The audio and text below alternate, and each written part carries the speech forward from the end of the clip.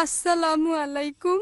আমার নাম মরিয়ম উম্মে শরীফ। আমি আয়ারল্যান্ড থেকে এসেছি, পেশায় একজন ফিজিওথেরাপিস্ট। আলহামদুলিল্লাহ, আমি ইসলাম ধর্ম গ্রহণ করার একটা সুযোগ পেয়েছি। আমার প্রশ্নটা হলো, আমার বাবা কখনোই সুযোগটা পাননি, আর শিরক হলো সবচেয়ে বড় গুনাহ। আমি জানতে চাচ্ছি এমন কোনো দোয়া কি আছে যেটা আমি আমার বাবার জন্য করতে পারি, যাতে তার গুনাহ ক্ষমা করে দেওয়া হয়। বোন, আপনি বললেন যে আলহামদুলিল্লাহ আপনি ইসলাম গ্রহণ করেছেন, আর বললেন যে দুর্ভাগ্যজনকভাবে আপনার বাবা মুশরিক অবস্থায় মারা গেছে। এখন তার নামে কি কোনো দোয়া করা যায় যাতে তার গুনাহগুলো ক্ষমা করা হবে? পবিত্র কোরআনে সূরা নিসা অধ্যায় 4 আয়াত 48 বলা হয়েছে, সূরা নিসা অধ্যায় 4 আয়াত 116 বলা হয়েছে যে আল্লাহ যদি চান তিনি যে কোনো গুনাহ ক্ষমা করতে পারেন, তবে তার সাথে শরিক করা কখনোই ক্ষমা করবেন না। কারণ ইসলাম ধর্মে শিরক করা সবচেয়ে জঘন্যতম পাপ। তবে কেউ যদি শিরক করে আর মৃত্যুর আগে যদি অনুতপ্ত হয়, আল্লাহ ক্ষমা করতে পারেন।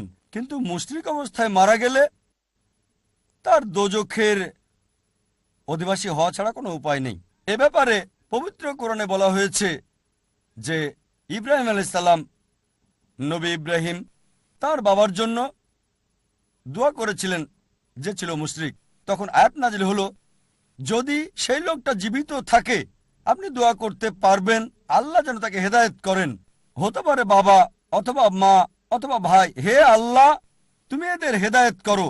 কিন্তু মুশরিক অবস্থায় মারা গেলে, যদি জানেন মুশরিক অবস্থায় মারা গেছে, তার জন্য দোয়া করতে পারবেন না। আপনি দোয়া করতে পারেন যে হে আল্লাহ, হে সর্বশক্তিমান, আমার সন্তানদের তুমি মুসলিম বানিয়ে দাও যারা আল্লাহর কাছে আত্মসমর্পণ করবে। এই দোয়াটা ইব্রাহিম আলাইহিস সালাম করেছিলেন।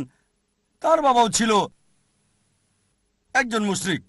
পবিত্র কোরআনে সূরা ইব্রাহিম অধ্যায় 4 আয়াত 30 থেকে 41 আছে, তিনি দোয়া করেছিলেন আমার সন্তানেরা যেন মুসলিম হয়, আল্লাহর কাছে আত্মসমর্পণ করে। আর আপনারা জানেন তার দুই ছেলেই ইসমাইল আলাইহিসসালাম আর ইসাক আলাইহিসসালাম, তারাও আল্লাহ তাআলার নবী হয়েছিলেন।